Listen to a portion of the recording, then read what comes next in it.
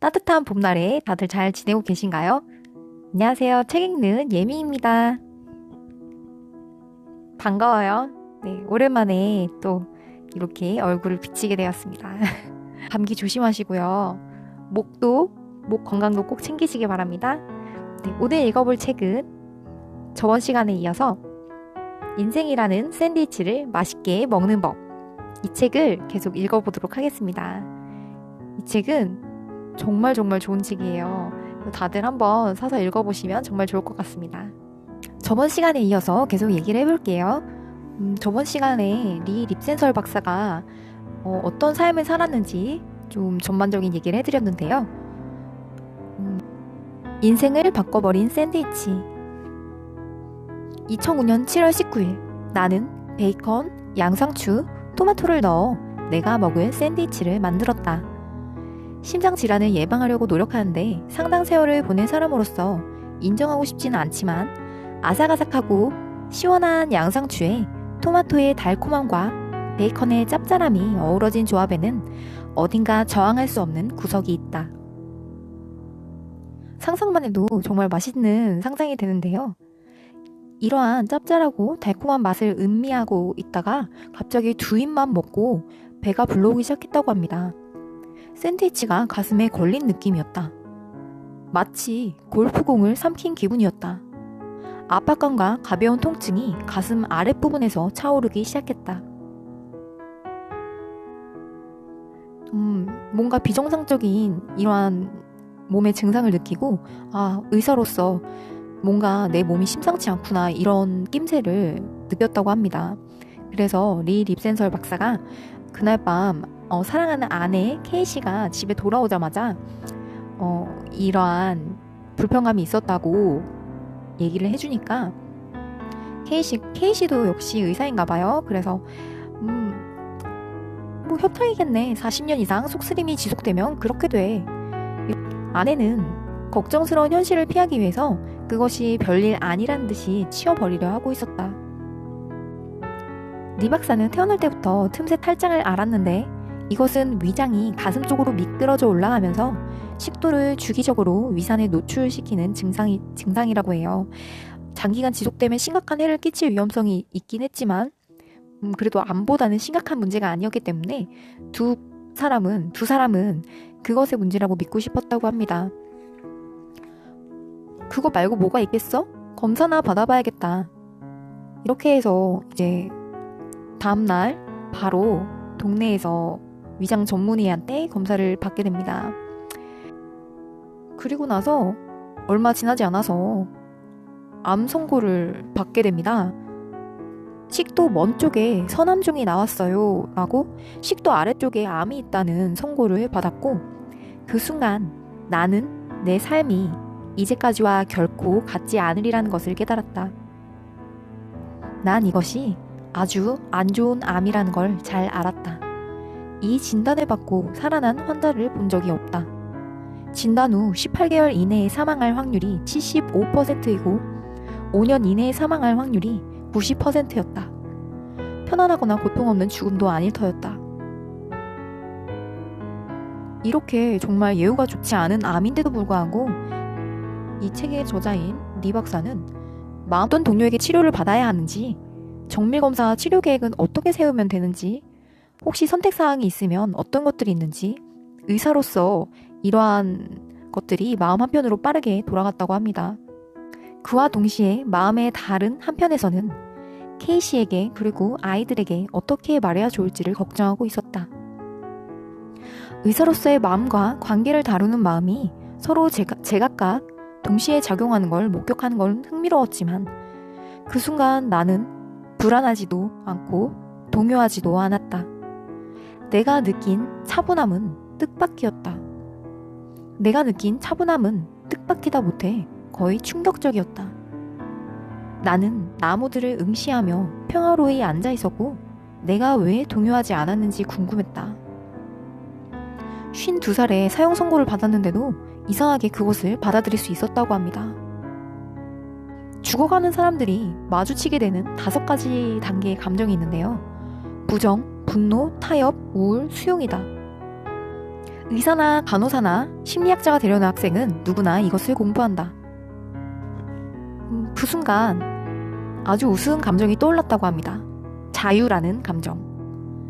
나는 10대에 이미 통통했고 그때 이후로 평생 엄격하게 몸무게를 조절하며 꾸준히 운동을 해왔다.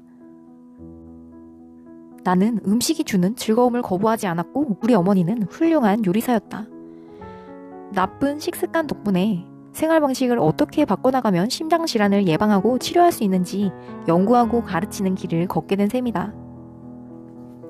진단을 받은 그 순간 그 모든 게 무의미해졌다. 이제 다이어트는 안 한다. 나는 그래도 몸무게가 줄어들이라는 것을 알았다. 유명 아이스크림 회사인 베넨제, 하겐다즈 이런 거. 하겐다즈 우리의 관계를 되살릴 수 있게 되어 기쁘군.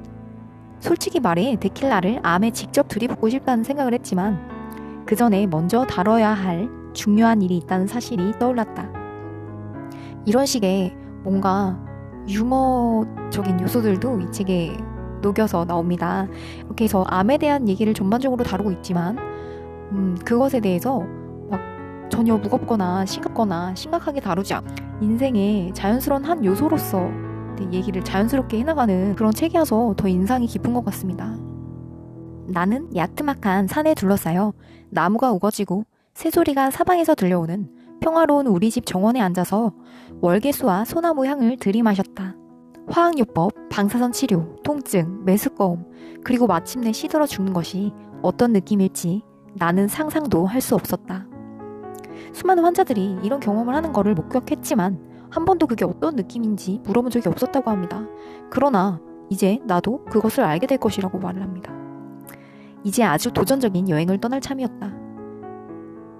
나는 그곳에 앉아서 가족과 나에게 암이 삶의 중심이 되기까지 마지막 남은 30분을 누렸다.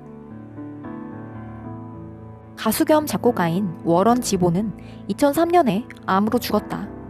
그해 그는 데이비드 레터먼 쇼에 게스트로 나갔다. 레터먼이 그에게 죽음의 과정에서 무엇을 배웠느냐고 묻자 그는 이렇게 대답했다. 샌드위치를 매번 맛있게 먹을 수 있게 됐죠. 그때 그 말이 내게는 단순하면서도 심오하게 다가왔다. 나는 인생의 균형에 관해 강연할 때 그 문구를 자주 써먹었지만 이제 그 말이 더 특별하게 느껴졌다. 결국 내가 암을 발견하게 된 것도 샌드위치 덕분이었으니까. 나는 웃음이 났다. 그러다 문득 무기력함을 느끼기 시작했다. 그런데 이 무기력감은 리 박사 자신 때문이 아니라 사랑하는 사람들에게 닥칠 일 때문이었다고 합니다. 간병인으로서 살아가야 되고 또 그가 아파서 병에 시들어가다 결국 죽는 모습을 지켜봐야 되기 때문에 그런 대화는 하지 않았으면 좋겠다고 생각을 했고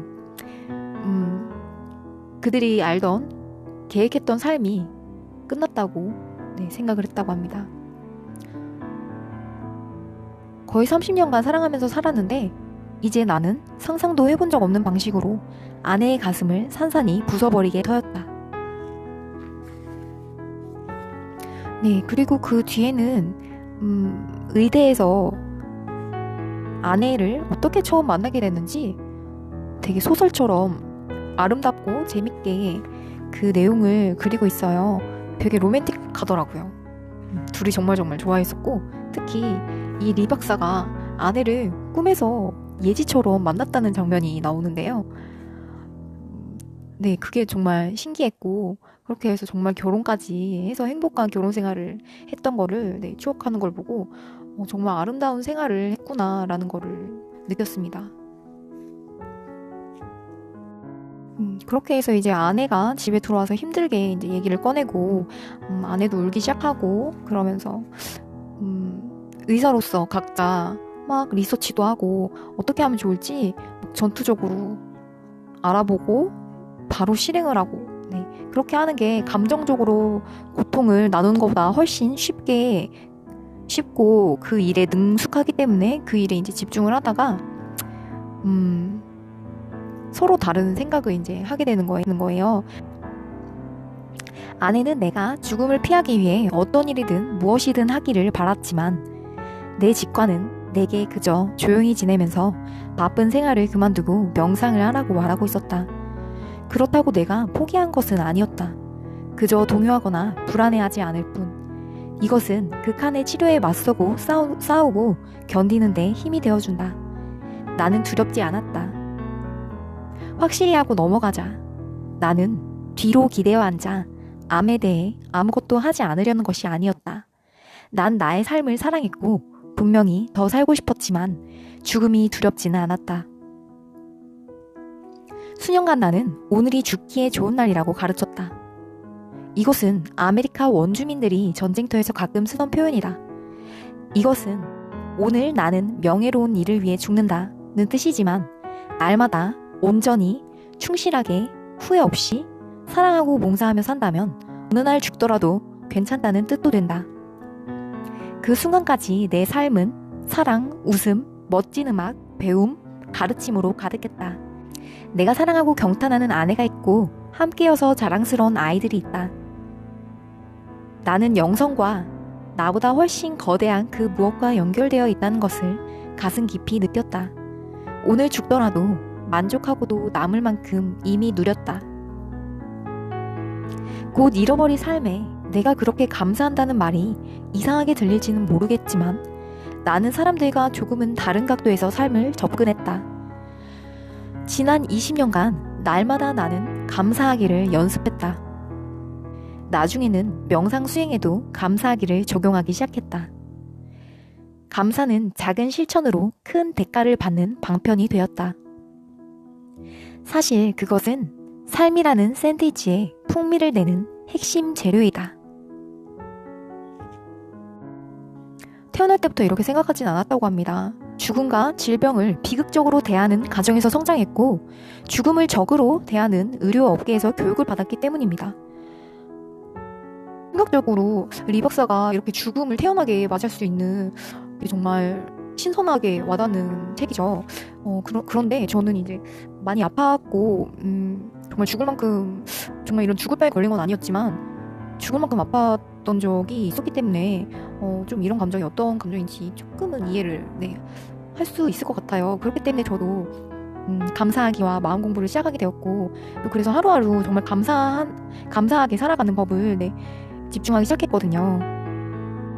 그래서 여기 앞에 샌드위치에 대한 일화가 나오고 샌드위치에 대한 얘기가 계속 반복돼서 나오고 있는데요. 그래서 인생이라게 먹기 위해서는 매일 언제 죽어도 여한이 없다 이런 말처럼 하루하루 정말 물론 오래 살면 좋겠지만 오래 살면 좋죠. 네. 그래서 매일매일 정말 감사와 즐거움이 가득한 기쁨이 가득한 그런 삶을 살아가는 것이 정말 이렇게 죽음을 앞두고도 초연하게 만들 수 있는 그런 힘을 가져올 정도로 파워풀하다는 것이 이렇게 나오잖아요.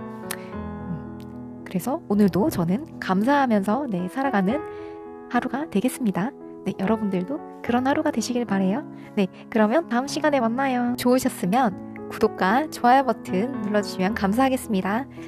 이 채널을 지속할 수 있는 힘이에요. 많이들 도와주시기 바랍니다. 그러면 안녕. 다음에 만나요.